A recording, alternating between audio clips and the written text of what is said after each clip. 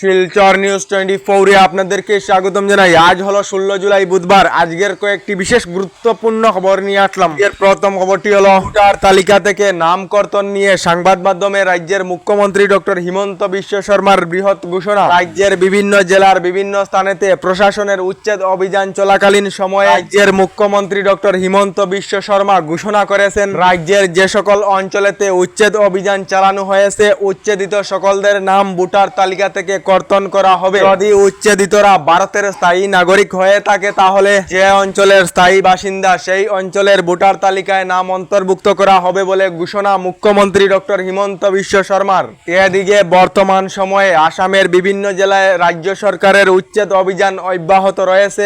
আগামী কিছুদিনের মধ্যে বরাকের শ্রীভূমি অর্থাৎ করিমগঞ্জ জেলায় আরম্ভ করা হবে প্রশাসনের উচ্ছেদ অভিযান, যার জন্য সহযোগিতার ডাক দিয়েছেন মন্ত্রী কৃষ্ণেন্দু পাল। এদিকে আসামকে বাঁচাতে হলে উচ্ছেদ লাগিবেই। উচ্ছেদ হচ্ছে ল্যান্ড জিহাদের বিরুদ্ধে যুদ্ধ, তা না হলে আগামী 20 বছরেতে আসাম থাকিবে না বলে মন্তব্য করেছেন রাজ্যের মুখ্যমন্ত্রী ডক্টর হিমন্ত বিশ্ব শর্মা।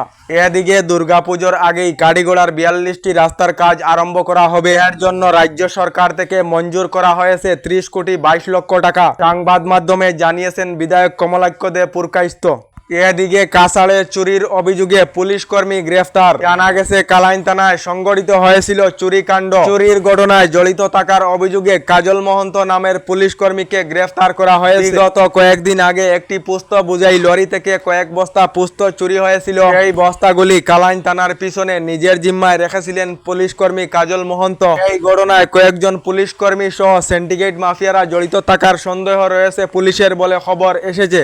এদিকে বদরপুর কাটিগড়ার গেমন সেতু গাড়ি চলাচলে উপযোগী হওয়ায় নিঃশ্বাস ফেললেন বরাকের মানুষ। মঙ্গলবার বিকাল 5টার সময় কাছাড় জেলা প্রশাসন সহ বরাকের 2 মন্ত্রী কৃষ্ণেন্দু পাল এবং কৌশিক রায়ের উপস্থিতিতে গেমন সেতুর উদ্বোধনী করে যানবাহন চলাচলের জন্য খুলে দেওয়া হয়েছে। তবে 20 টনের অধিক লোডের যানবাহন চলাচলে নিষেধাজ্ঞা জারি করা হয়েছে। এদিকে বেদখলকারীর থেকে মুক্তি হলো রাজ্যের হাজার হাজার বিঘা জমি। রাজ্যের মোট 35টি জেলা থেকে বেদখল মুক্ত করা হয়েছে 1,19,548 বিঘা জমি। এখনো বেদখলকারীর কবলে অন্তর্ভুক্ত রয়েছে 61,58,779 বিঘা জমি, জানিয়েছেন রাজ্যের মুখ্যমন্ত্রী ডক্টর হিমন্ত বিশ্ব শর্মা।